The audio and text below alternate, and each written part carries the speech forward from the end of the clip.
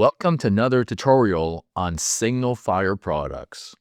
This video is about changing the mode of the MultiIO stick system from MultiIO stick to Modbus firmware.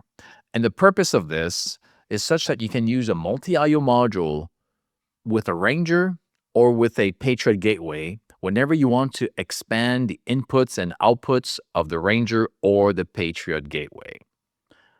The first step is to connect the toolkit with the MultiIO module using the 4-pin USB cable. And then you click on Auto Detect and locate on the bottom left hand the firmware mode. You can see in this case, the mode is MultiIO module with MultiIO stick firmware. So this is the mode whenever you combine the MultiIO module with our Modbus stick.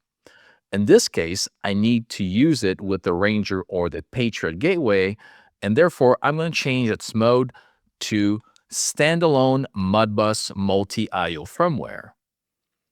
Just click on Start Upgrade and make sure you have a robust, steady power supply feeding the MultiIO module during the transition from one mode to another.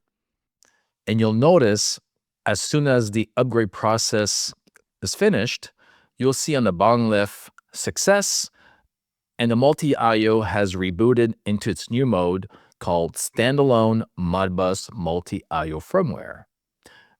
And this is how you change the mode from one to the other using the toolkit. Thank you very much.